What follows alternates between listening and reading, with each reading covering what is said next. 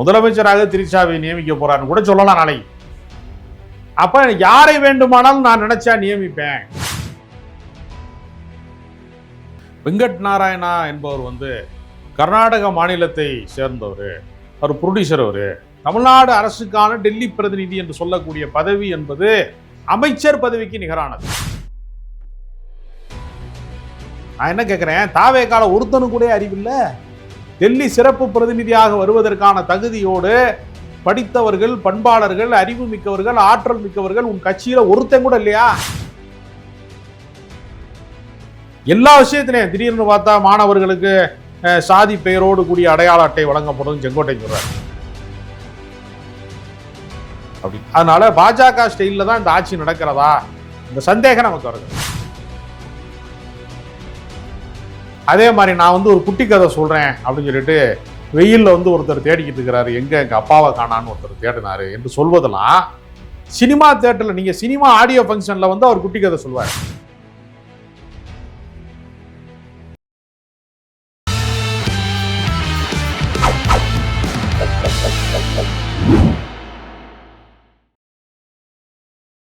GeM தொலைக்காட்சி நேயர்களுக்கு வணக்கம். இன்றைய சிறப்பு நேர்காணலில் நம்மோடு அரசியல் விமர்சகர், பத்திரிகையாளர் திரு ராஜகம்பீரன் அவர்கள் இணைந்துள்ளார்.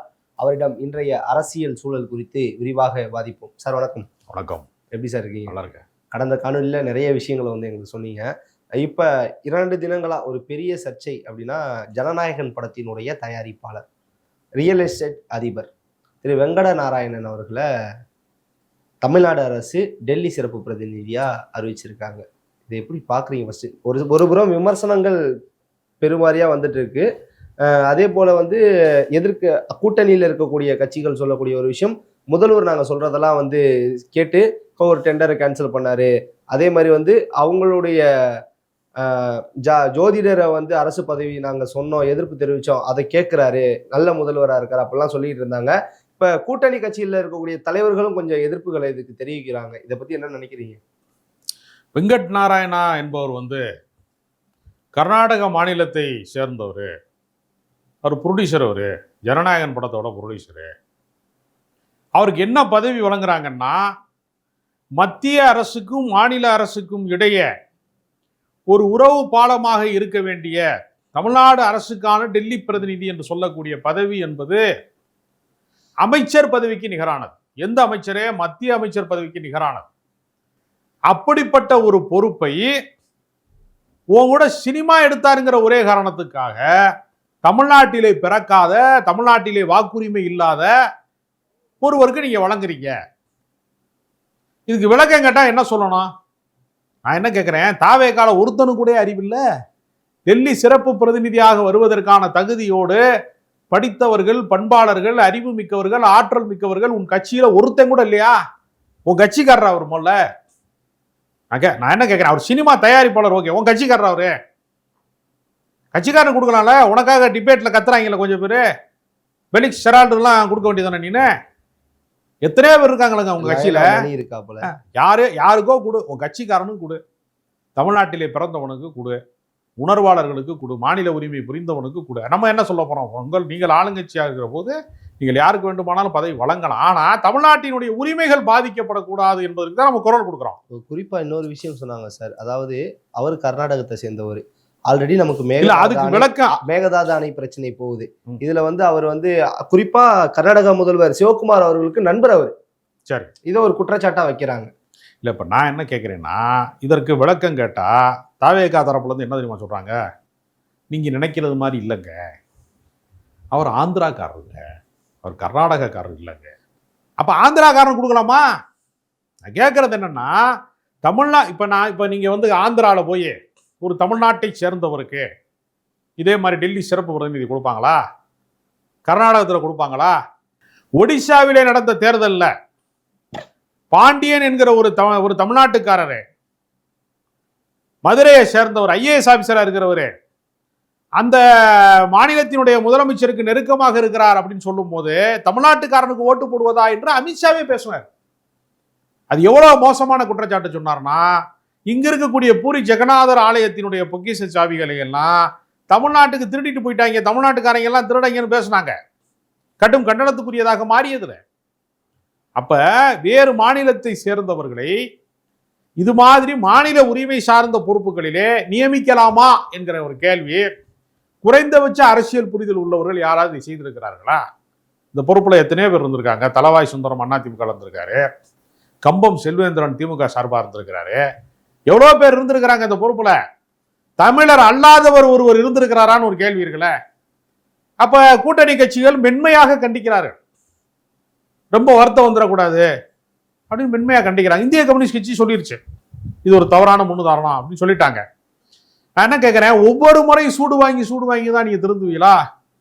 எல்லா விஷயத்திலையும் திடீர்னு பார்த்தா மாணவர்களுக்கு சாதி பெயரோடு கூடிய அடையாள அட்டை வழங்கப்படும் செங்கோட்டையன் சொல்றாரு. செங்கோட்டையன் பள்ளி கல்வி அமைச்சர் கிடையாது. ஆனா ராஜ்மோகன் தான் பள்ளி கல்வி அமைச்சர். ஆனா திடீர்னு செங்கோட்டையன் சொல்றாரு பள்ளி கல்வி அமைச்சர் சொல்றாரு அப்படிலாம் வழங்கப்படாதுங்கிறாரு. அவரு தவறாக புரிந்து கொள்ளப்பட்டதுங்கிறாரு. எதை கேட்டாலும் என்ன ஒரு பதில் வச்சிருக்காங்க, தவறாக புரிந்து கொள்ளப்பட்டு விட்டது. இதெல்லாம் பாஜக தான் சொல்லும் அப்படின்னு. அதனால பாஜக ஸ்டைல்ல தான் இந்த ஆட்சி நடக்கிறதா இந்த சந்தேகம் நமக்கு வருகிறது. ஓகே, அதே போல எதிர்க்கட்சி தலைவர் உதயநிதி ஸ்டாலின் அவர்கள் ஒரு மேடையில் பேசியிருக்காரு, இது சட்டமன்றமா இல்லை சினிமா தேட்டரானே எனக்கு சந்தேகமா இருக்கு அப்படிங்கிற ஒரு குற்றச்சாட்டை வச்சிருக்காரு. இதை எப்படி பாருங்க? இல்லை, சட்டப்பேரவையில் பஞ்சு டைலாக் பேசுறது, ஒரு ஆக்ஷன் பண்ணிக்கிறட்டுமா என்று சபாநாயகர்கிட்ட கேட்டுட்டு அதுக்கு ஒரு செய்கை காட்டுறது, அதே மாதிரி நான் ஒரு குட்டி கதை சொல்றேன் அப்படின்னு சொல்லிட்டு வெயிலில் ஒருத்தர் தேடிக்கிட்டு இருக்கிறாரு, எங்க அப்பாவை காணான்னு ஒருத்தர் தேடினாரு என்று சொல்வதெல்லாம் சினிமா தேட்டரில் நீங்க சினிமா ஆடியோ ஃபங்க்ஷன்ல அவர் குட்டி கதை சொல்வார், பஞ்சு டைலாக் பேசுவார், ஏற்கனவே ஆக்ஷன் பண்ணி காட்டுவார். அப்ப சட்டப்பேரவையில இப்படிலாம் நடந்து கொண்ட நடைமுறை என்பது மரபு கிடையாது. இப்ப நம்ம சட்டப்பேரவை கூடிய அந்த நாட்கள்ல இறால் பண்ணையில திருவள்ளூர் பக்கத்தில் இருக்கக்கூடிய ஒரு கிராமத்துல அமோனியா கசிவின் வழியாக 12 பேர் உயிரிழந்தார்கள். இன்னைக்கு 14 ஆயிருச்சு. அப்ப உயிரிழந்தவர்களுடைய பிரச்சனையை குறித்து நீங்க பேசுவீங்களா? மேகதாதுக்கு குறுக்க அணை கட்ட போறானே காவிரி ஆற்று குறுக்க, அதுக்கு அனைத்து கட்சி கூட்டத்தை கூட்டி அதற்கு எப்படி தீர்வு காண்பது என்பதை பற்றி விவாதிப்பீர்களா? அதுக்கு பதிலாக பஞ்சு டைலாக் பேசுவீங்களா? இதைத்தான் உதயநிதி கேட்கிறார். ஓகே சார், அதே போல முன்னாள் அதிமுக அமைச்சர் ஆர்பி உதயகுமார் அவர்கள் சொல்றாங்க, இன்னைக்கு அவர் கூட ப்ரொடியூஸ் பண்ண தயாரிப்பாளருக்கு அரசு பதவி தராங்க, நாளைக்கே அவங்களுடைய நண்பர் அப்படின்னு சொல்லக்கூடிய த்ரிஷா அவர்களுக்கு துணை முதல்வர் பதவி கொடுத்தாலும் ஆச்சரியப்பட ஒன்றும் இல்லை. இல்லை, அவர் சொல்றதான் சொல்றாரு, ஏன் துணை முதலமைச்சர் சொல்றாருன்னு தெரியல. முதலமைச்சராக த்ரிஷாவை நியமிக்க போறாருன்னு கூட சொல்லலாம் நாளைக்கு. அப்ப யாரை வேண்டுமானாலும் நான் நினைச்சா நியமிப்பேன், நான் ரோட்ல போற ஒரு ஆளை கூட்டிட்டு நான் டெல்லி பிரதிநிதி ஆக்குவேன், யாரை வேண்டுமானாலும் நான் உயர் பதவி கொடுப்பேன், எனக்கு நல்லா ஜோசியம் பார்த்தாருங்கிறக்காக நான் அரசு பொறுப்பு கொடுப்பேன் என்று ஒரு தவறான முன்னுதாரணத்தை ஒரு நடத்தி கொண்டிருக்கிறார். அதனால அதிமுக இன்றைக்கு களவாடப்பட்டு கொண்டிருக்கிறது தாவேகாவால். அவருடைய கட்சியினுடைய 2ஆம் கட்ட தலைவர்களை, சட்டமன்ற உறுப்பினர்களை திருடி தன்னுடைய கட்சிக்காரர்களாக மாற்றுவதற்காக ராஜினாமா செய்ய வைத்து ஜனநாயகத்தையே கேலி கூத்தாக மாற்றக்கூடிய வேலையை அவர்கள் செய்கிறார்கள். அதனால ஆர்பி உதயகுமார் அந்த கண்டனத்தை தெரிவிக்கிறார் நான் நினைக்கிறேன். ஓகே சார், அதே போல அதாவது ஒரு ஒரு வேறு மதத்தை சேர்ந்தவர் இஸ்லாமிய மதத்துக்கு மாறிய பிறகு பிசி சர்டிஃபிகேட், அந்த சர்டிஃபிகேட் தரக்கூடாது அப்படின்னு நீதிமன்றம் ஒரு தீர்ப்பு வழங்கியிருக்காங்க. இது எப்படி பார்க்குறீங்க? இது அதாவது ஒருவர் தான் விரும்புகிற கடவுளை வணங்கி கொள்ளலாம், விரும்புகிற உணவை அவர் சாப்பிடலாம், அவர் விரும்புகிற வாழ்க்கையை விரும்புகிற வண்ணமாக அவர் விரும்புகிற பெண்ணை திருமணம் செய்து கொள்ளலாம், அவர் விரும்புகிற உடையை உடுத்திக் கொள்ளலாம். இதெல்லாம் தனி மனித உரிமை. இதுல அரசாங்கம் தலையிடுவதற்கு எந்த அத்தியாவசியமுமே இல்லை. பரமசிவம்னு சொல்லக்கூடிய ஒருத்தருடைய மகன் இஸ்லாமியராக விரும்பி மதம் மாறுகிறார். அப்படி மதம் மாறக்கூடிய அவருக்கு பிற்படுத்தப்பட்டவர் என்று ஒரு சான்று வழங்க வேண்டும், முஸ்லீம் லெப்பைன்னு ஒரு சர்டிஃபிகேட் வழங்கணும். அப்படிங்கிறப்ப ஏற்கனவே ஜிஓ இருக்கு, அரசாணை இருக்கு, அவர்களை பிற்படுத்தப்பட்டவர்களாக அறிவிப்பதற்கான அரசாணை இருக்கு. அரசாணை இருக்கு, அது சட்டமா இல்லை அப்படிங்கிற ஒரு விளக்கத்தை அவர் என்ன செய்யறாருன்னா, ஜிஆர் சுவாமிநாதன் என்று சொல்லக்கூடியவர் வெளிப்படையாகவே பிராமண சங்க மாநாடுகளிலே கடந்து கொண்டு ஓப்பனாகவே இந்துத்துவா குறித்தெல்லாம் வெளிப்படையாக பேசுகிறார் என்கிற குற்றச்சாட்டு நீதிபதியாக இருந்து கொண்டு அரசியல் சாசனத்திற்கு பின்பற்றாமல் நான் சனாதன தர்மத்தை கடைபிடிப்பவன் என்று வெளிப்படையாக பேசுவதன் மூலமாக அரசியல் சாசனத்துக்கு எதிரானவராகவும் பிற மதங்கள் குறித்து வெறுப்பை வந்து விதைக்கக்கூடியவராகவும் இருக்கிறார் என்று மதுரையைச் சேர்ந்த வழக்கறிஞர் வாஞ்சிநாதன் குற்றச்சாட்டு சொல்றார்.